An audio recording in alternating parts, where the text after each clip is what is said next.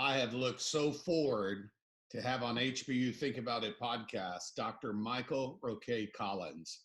He is an artist in resident for painting, professor of art, senior director of visual arts in the HBU School of Fine Arts, and he is absolutely a dynamo filled with passion. His art is primarily represented by the Lewallen Galleries in Santa Fe, New Mexico, and has been placed in the permanent collections of more than 16 museums nationally. Dr. Collins' paintings have been awarded over 50 juried prizes and grants in peer-reviewed juried exhibitions worldwide.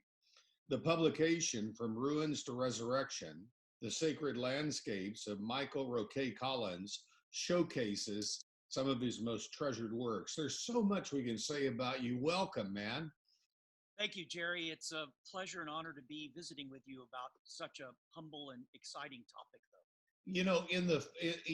When you think about a Texan game or an Astros game, I think about you on the pitcher's mound or at the 50-yard line, because I've been one of your biggest fans ever since I came to HBU, and the impact of your leadership has resounded all over our campus.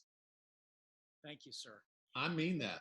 It's fascinating and humbling to have to come out of a family of artists, mother and father, and aunt and uncle, all trained artists and all excellent artists, professors and scholars in their own right, and to humbly grow into that environment like Picasso did, with very caring and spiritually enlivened parents, thinking that art could connect to the spirit of the human being, to our faith, to the notions of love and a sense of visual poetry, started very early. And I think that's what drove me to want to teach and drove me back, lured me in a good way, back to HBU after teaching at Sam Houston and Texas Tech and other schools. I wanted to learn how to do a master's program, but then do a better one. And sometimes one has to break something in order to let it grow. We learn that in our biblical lessons. Calvary, the whole notion of how we move from one state to the next. So birth, life, death, resurrection. My book is entitled that. So I think your point of this, and it is about enthusiasm.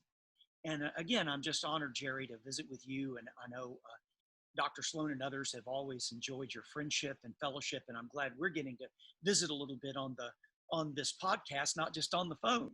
Absolutely.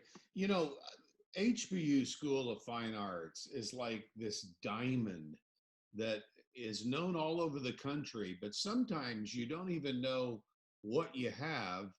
And I want you to tell us just what we have in the HBU School of Fine Arts. Well, what I said earlier is absolutely the truth, Jerry, about art equaling love. You don't have to really, and although I do, read French philosophers.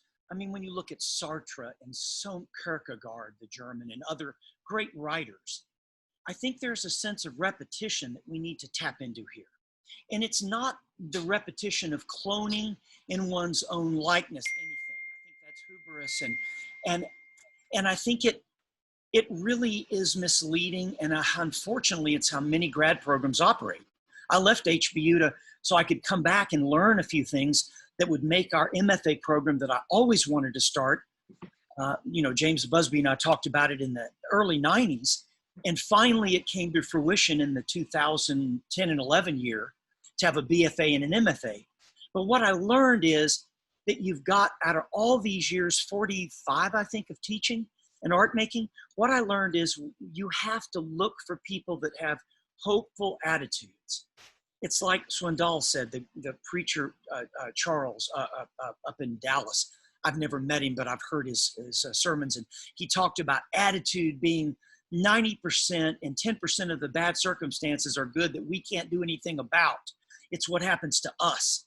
So art is about taking in a look inside where the seeds that God places in our heart. And I don't care if you're open, and I wanted to create an MFA, BFA program that would welcome Hindu, Buddhist, Muslim, Jewish, atheist, alike, Christian, Protestant, Episcopalian, Methodist, Baptist, that the core of acceptance had everything to do with faith and trust that you could be broken, which we all are. Right. And that you could look at that tendency of brokenness and make something flower from that. I think in a way, good deeds are only good and valuable if you take them to heart, the empathy for others.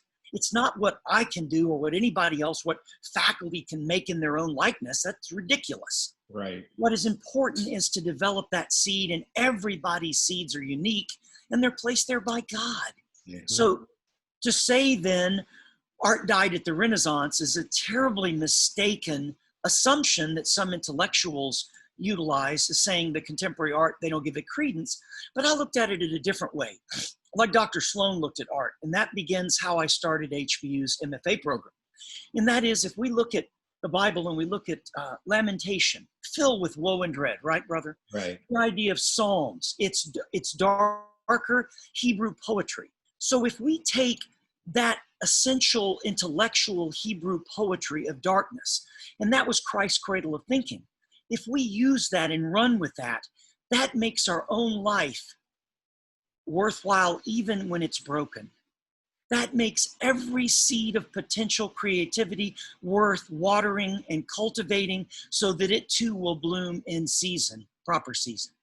So I think a graduate program, a BFA and an MFA at HBU is acutely aware and sensitive to the uniqueness of each of us, the love that Christ tells us to have for one another. And I think those are the real things that matter. And so we've collected teachers, faithful followers that hold the truth to be so, and that share that love in their heart with other students.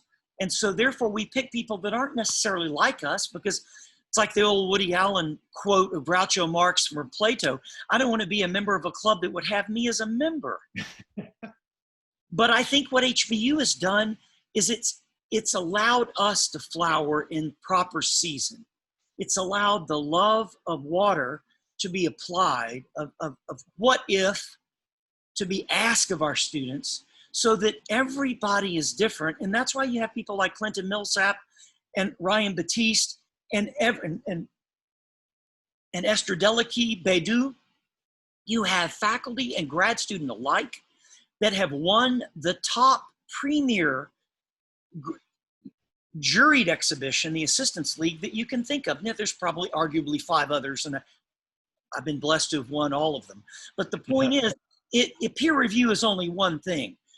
That's fine if you get it. But what about your grad students? What about your candidates?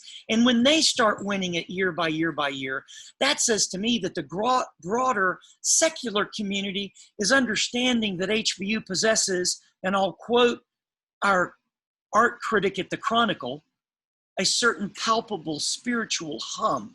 How about that? That's nice. Palpable spiritual hum. That's how we're different than all the other programs that she knew about. And I think that's how you separate yourself while you still maintain your integrity of belief and what you want your student to encompass when they have their own beliefs. Is that making sense in a way? It makes a lot of sense. And I mean, you guys have HBU School of Fine Arts is known by all the other schools because of this distinction and creativity. I mean, tell us about it. Lovingly, Dr. Lozier, our former provost, used to tell me a joke when I first came to HBU. He said, well, Michael, if you think you're going to really teach just white Anglo-Saxon Protestants, you've got another day blooming. He goes, it's Hindu Buddhist University, HBU, for a good reason. And I lovingly say that because I love the kind of variety that we have. Yes. That love can be multicultural, multi-ethnic. So what I've sensed that when I have an African national student, when I have a Chinese student, when I have a Japanese student, when we have every form of Pacific Rim student, when I have American Native, when I have white Anglo-Saxon Protestant, when you put all those people together, that creates a bomb. And that's powerful. It's healing medicine, art is. Yeah. It allows the soul to show us the way. So it actually makes faith even more manifest when a person that's Hindu can start understanding Christ and understanding the love, not the judgment, but the Right. love that we share that brings forth creativity. And that we could have light coming from darkness, like Dr. Sloan once preached and talked about Christ's cradle of thinking, the lamentation and Psalms, the woe and the dread and the darkness, giving a platform to make illumination more positive. So what we've expected of our grad students is that they be honest, they be unique, that they have a passion, that they approach their art making with a seriousness, but also with a sense of empathy for others. If they can approach that humility that's needed to really find their own seeds, then their artwork becomes even more significant, that it can possess basic attributes of ambiguity, which we've allowed to flower here. And it's, you know, my friends said at University of Miami and FSU and all these ASU, and we've had students from Carnegie Mellon and, you know, Rice and UT and A&M and Pratt and Stanford and UCLA, name a school. We have our MFAs come from U of H, all of those entities. And almost to an absolute student, they would say, this has been awesome. I'm crying not because I'm sad, but I am because I have to move out of the studio today. And we've created a family, and I'm not saying it's perfect, it isn't. I mean, I like to think I have a lot of exhibits with my work, and I'm working all the time for my paintings. And sometimes, you know, when you have 26 MFA students, and you've got a very small nucleus of faculty that work with them, you can't get to everybody always as much, but you definitely have to try. Right. And so my form of criticism is, how do I get to more of them more often? And I think this digital media, you know, coronavirus is a plague, but we've looked at using the visual media a lot better than we ever used it. So now I can have students reach out to me and I can reach out to them during the summer, something we never used to do in the past, Right. before the virus hit us. So a negative has become a positive. One door closes, another one opens up. So what if? That's how I like to approach students. And if they don't give me their time, well, then there's the 25 others that need me. So I let it be the student's choice. But clearly, if you have an MFA degree, a doctoral program you're working in, a terminal program, we expect our students to work hard, to be dedicated. They can have jobs, they can have families, we hope they do. They can be active at their churches, synagogue, mosque, whatever, but that we want them to commit to their art making like they commit to their faith. And I think see those as symbiotic connective tissues. And I don't expect, and our faculty doesn't expect anything more of our student population than we expect of our own art. We're very critical. Nothing if not critical. Hannah Arendt wrote a great book called Life of the Mind. It's on my reading list. And basically, Jerry, as you well know, it's divided into thinking and willing. So when we take these two constructs and we look at it from a psychological perspective, Kierkegaard fits in quite well between Freud and Jung. I mean, if we have things spiritually directed, Right. then guess what? There's always a higher power that's directing our humble human activities. So ego gets erased, but the true seeds left by the Holy Spirit are left for us to plumb. Plumbing the soul is art. That's what we have preached. Well, you know, what I love about HBU is that we are a wonderful university that embraces the confessional statement that Jesus is Lord, but the barn door is wide open, whosoever will may come. I can't imagine being a Christian university and not only taking Christians. I mean, it's unbelievable, but that's the problem of the perception. People think we're all Baptist, and nothing wrong with that, but the diversity within our faith is what makes us so global. And I want to shout it out. I want people to realize that we are not biased. We are not bigots. We have the love of Christ in our heart. We're welcoming, we're open. And that's why I came back and turned down a Big 12 tenure offer. To be with Robert Sloan, to build something here that was enviable, that I'd have people writing me for University of Miami saying, how are you doing that at a Baptist school? And I'm going, Well, because you got to believe. And if you believe, great things will come. And if you want it to happen and you work towards that faith and that belief, it's going to happen. And I want people to know, everyone to know, that coming to a school as we have is a blessing. And it needs to be undertaken at all levels of belief and of cultural assimilation and of ethnic diversity. This is the school for our future time. So it needs to stay healthy in our current time. No question. You know, Dr. Collins, I mean, there's so many things you and I can talk about, but I do want to take a minute and talk about some of your own artwork. Oh, boy. Ken Marvel, the owner of Lewallen Galleries in Santa Fe. Right now you have 17 oils in progress. Yes, sir. The painting Transmissions of Light. Yes, sir. Has been selected for a virtual museum exhibition in Germany that's set to open in August. Yes, sir.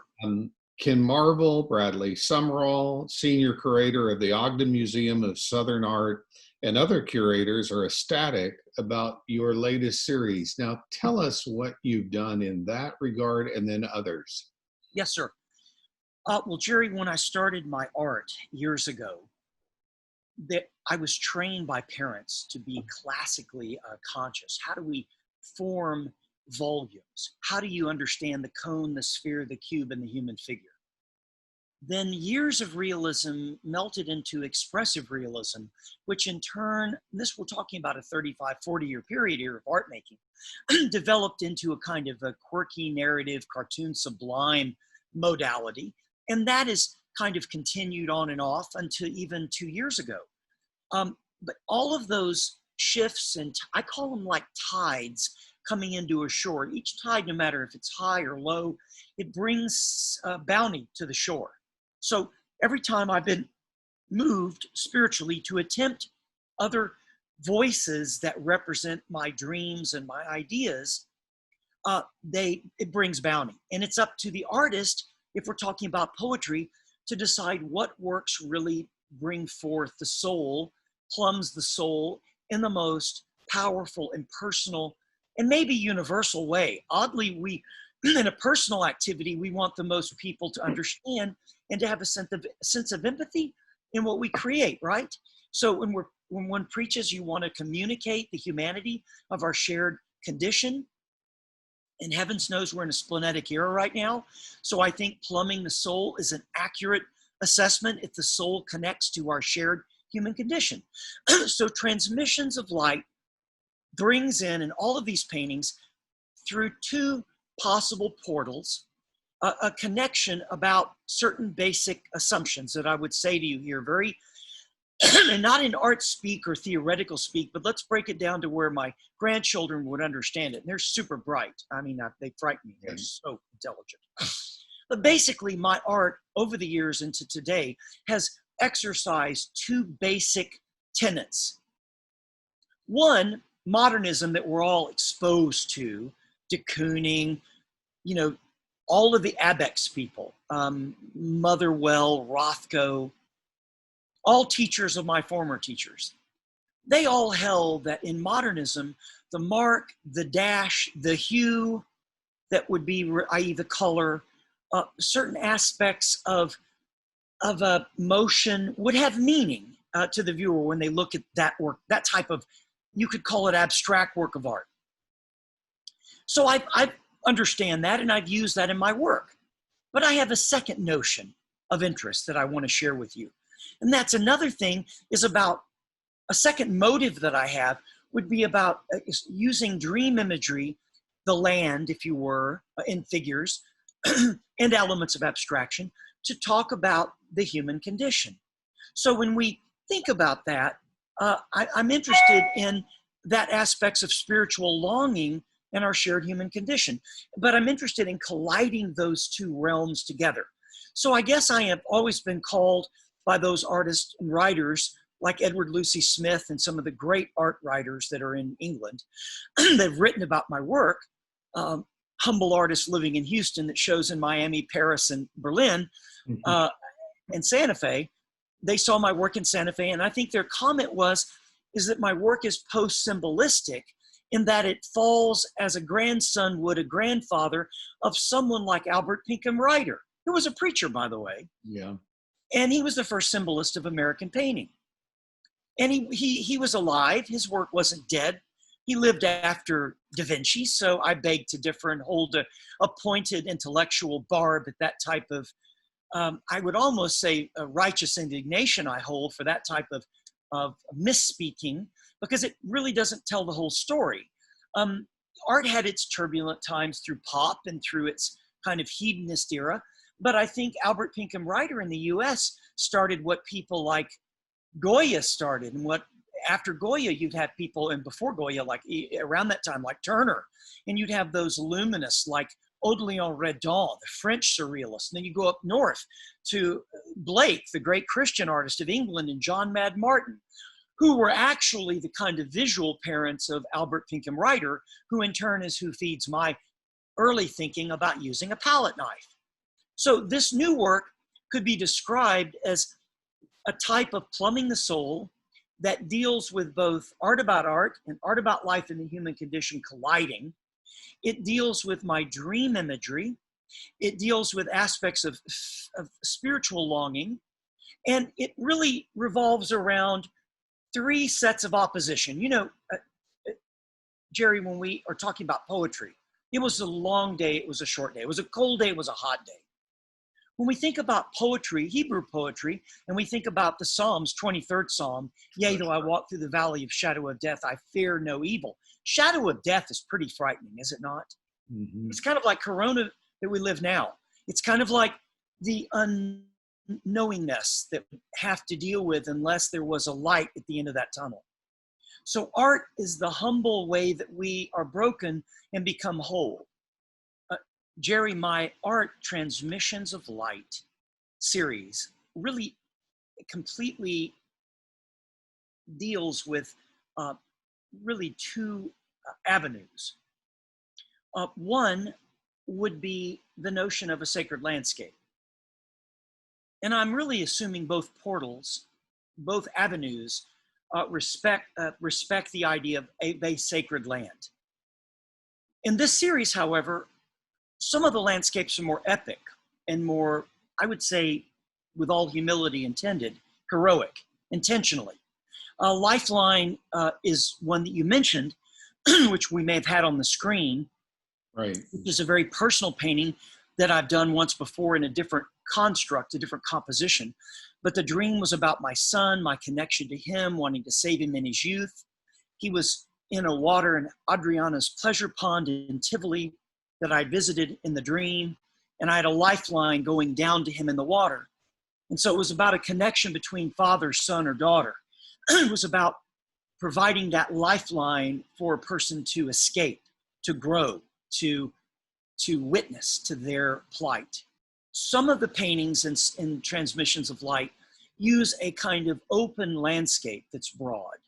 Other paintings, which would be more like the charcoal that we sent in the packet to you, yes, deal with a larger architectural edifice.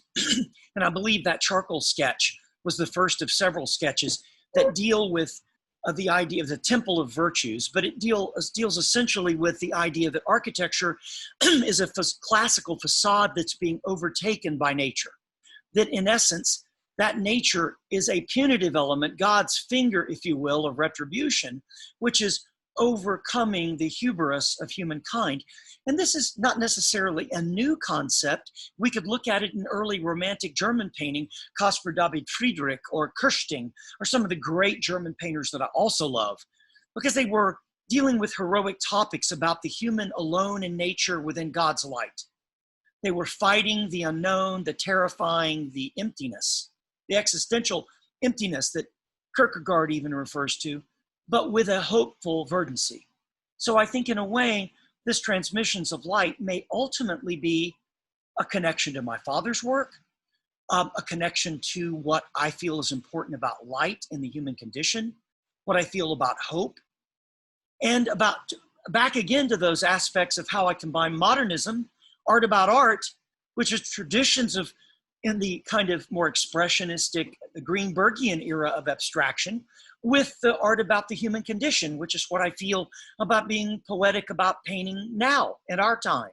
So I think that this series encapsulates hope, but the hope comes from these three opposing factors. One would be light emerging from a sense of darkness. You could also say eradicating, you could say overcoming, irradiating. It has to do with a hopeful verdancy. The second ambiguous structure would be figuration and abstraction, I think like freight trains colliding. Because I love to drag abstraction into the equation of figuration. It breaks it up. It adds a sense of, well, I'll talk about that in a moment, of certainly mystery. And then I think the mythic, which I talked about a moment ago, the idea of a mythic landscape, fusing with a sense of the quotidian, the idea of the everyday. So when something is personal and mythic, it could be Sodom and Gomorrah's vision, our recanting of what that disaster scene looked like. The flood. I mean, we can almost think of any heroic scene which is filled with a certain lamentation, woe and dread, which is filled with a certain sense of the Psalms. And I think that, again, any light that would emerge from that construct would be even more powerful, right? I mean, to me, that's the power of poetry. It takes in word, it takes the cadence of the human existence in the South, like Faulkner, or like one of my favorite poets is Emily Dickinson, great, Victorian era, antebellum, put it under her. She was such a hero of mine. Much madness is divinest sense to the discerning eye. Much sense, 'tis the starkest madness. 'Tis as this, I'm paraphrasing, 'tis as all prevail. Assent and you are sane, though demure, you are straightway dangerous and handled by a chain. So I think if we're humble and we allow destruction to enter our equation, if we allow these oppositional forces to hit together to cause sparks, we create a plumbing of the soul. We create a mirror into the human condition that may be tough to look at, but also is honest about where we are and how we can proceed further in faith. Because I think without it, it becomes totally arrogant. And with it, we become humble. We become lost in a sea of hopefulness. We want to utter what if to our grad students instead of you can't, we tell them yes, but how? I think the question is important. And I think that's what a great MFA program, that's how my mother taught me. You want to do that, son? Great. How are you going to do it? What is going to be your process? How is that going to be accomplished? Show me. I don't know. Show me for you how that looks right. So that's the criteria of teaching that Rachel Gardner, Carlos Canul, Tiffany Bergeron, Esther Delaki Beidou, she worked with us for 11 years, amazing artist and teacher, Joel Stanialonis. You think of Kathy Bellew. We have a tremendous faculty, and those people have been selected. And I tried humbly to select wisely, but I'm on a committee each time. But we have surrounded ourselves with thinkers and believers and people who care about that they're not necessarily expert in, so that ingredients in the roux can be more flavorful, right, Jerry? And I love Cajun cooking. I'm Black Irish, but I love Cajun cuisine. And I think you asked me it's the roux. It's all those people we've hired that have joy. They're joyous.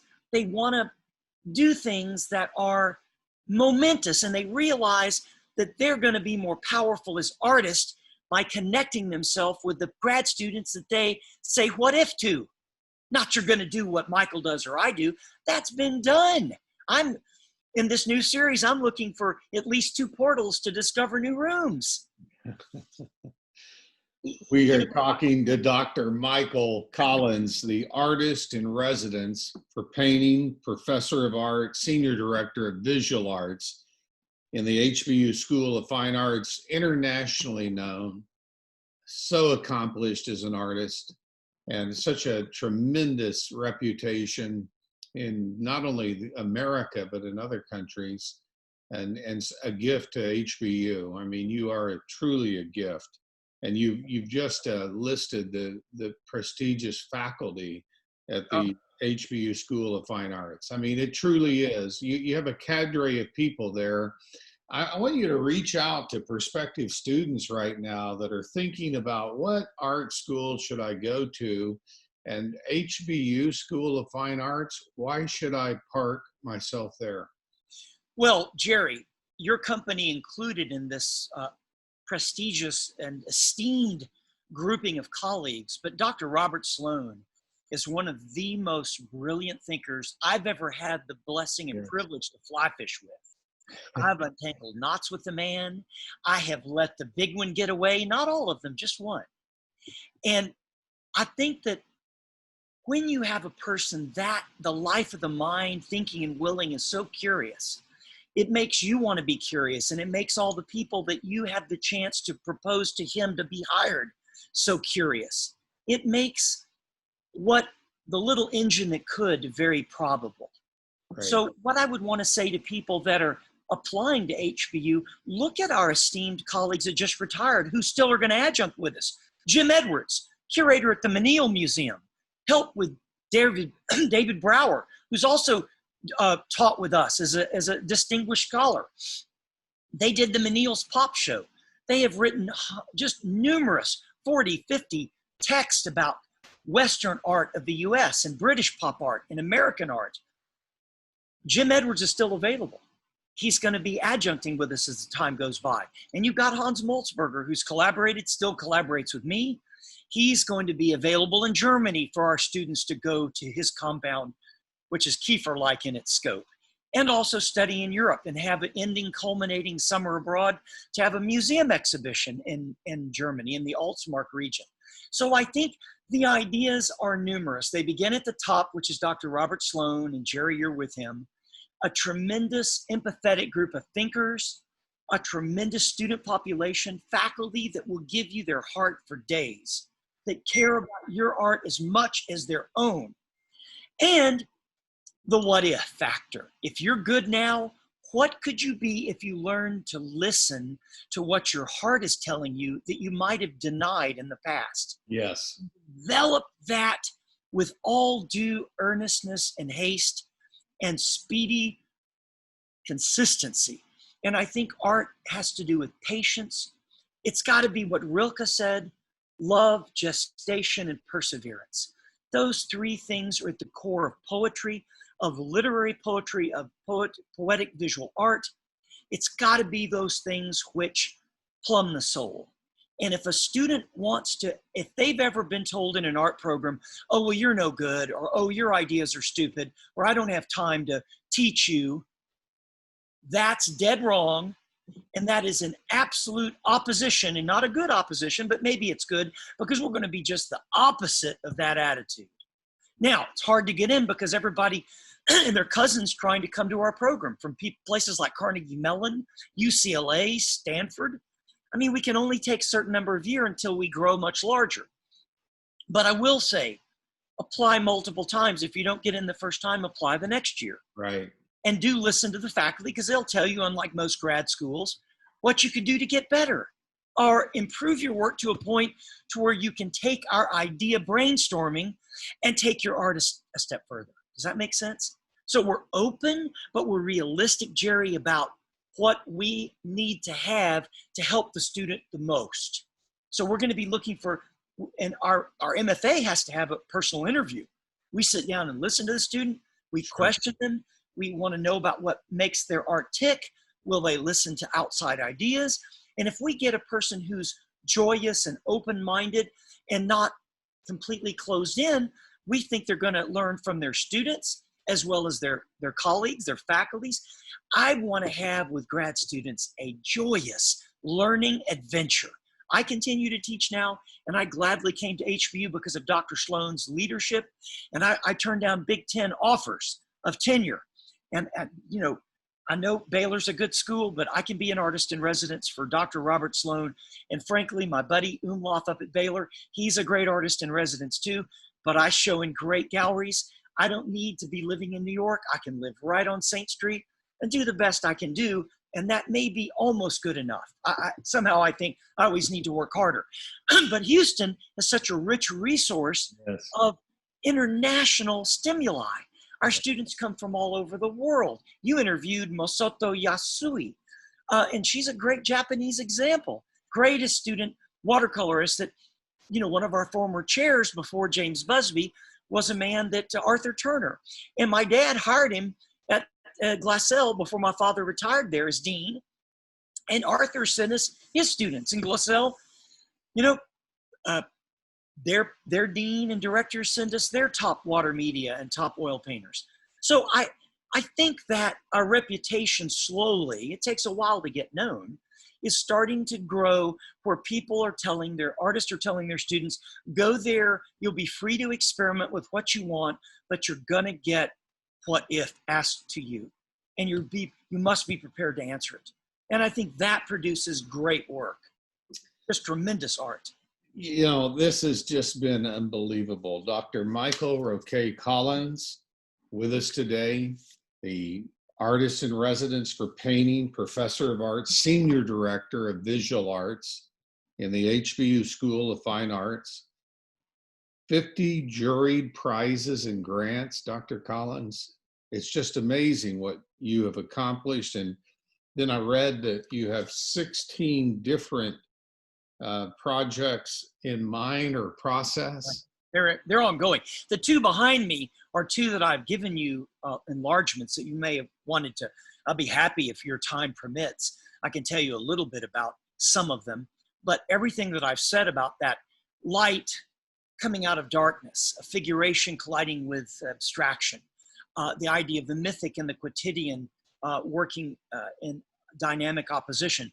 All of the works, the 4 or 5 that I've sent you, are images which reflect the human condition, but use nature as a continuing icon, a repeating icon, or I think maybe a more broad sense, of repeating metaphoric sense that really explain the human conditions that we all face. And those are splenetic in nature. We're in a tough time right now. And I think art can reflect those powerful attributes of hope that we all have to share. So if my new series coming up, when it's kind of completed in a year and a half, could suggest as much to the viewer, I will feel blessed even more. And I will hope that and pray that those attributes are things the viewer will understand. If I've continued to learn from my grad students and my colleagues and my failures, because we all fail. And I think great art is art that you put up and you start them like a family. You may have 17 children, but if one's having trouble, you spend time with that one, but you're trying to do your best to make the whole level rise up, right? Right. And so paintings are the same way. I may start 17 and 2 or 3 may be in terrible trouble, but if I keep them around in eye shot of the other ones that aren't having trouble, well, then there's a symbiotic relationship of what if, of brainstorming, of healing energy that may cause me to completely eradicate them and begin again. But hope springs eternal from destruction. And art is about healing. It's about destruction leading to the resurrective. It's about art leading to rebirth. And that whole sense of entropy is so vital at our university. HBU has a tremendous commitments through our 8th pillar to the liberal arts. And I think you could go to many universities, Jerry, and I could have gone to any myself and ended up going to Southern Methodist University, not for the fact that it was a Christian institution, but because it really had Bill Commodore and Alessandro Camini, 2 of the great art historians and painters that I knew of in Texas and this part of the country. So we go to a university, hopefully to study with 1 or 2 people that you know are renowned or that have some degree of learned capacities that they are willing to share with you. And so I think that I humbly would present that we're only as really strong as our next painting, our next show, our next learning adventure. So if I've learned anything, it's humbly given back to my students by the privilege of being able to teach. So blessings for HBU's art, because the university is allowing those that have retired to still stay involved and to bring their huge resource of knowledge back to the campus, even if it's remotely. But I think that there's a tremendous power of the history of that art that we can tap into. I totally agree. Dr. Collins, thank you so much. I mean, you are a pure inspiration. Promise me you'll come back, talk to us some more. And Jerry, thank you for what you're doing with my grad students. I will give you, when we're off air, a whole list of former MFAs and current teachers that you just won't believe how powerful they are. They're part of a long chain link fence that it's the weak links are all made strong. Well, Clinton Millsap the other day just raved about you and raved about the program. So hbu.edu, fine arts, check it out. And Dr. Michael Collins is here, there, and everywhere. We're going to follow him and we're going to report back to you. Thank you for what you're doing, Jerry. Thank you. God bless you.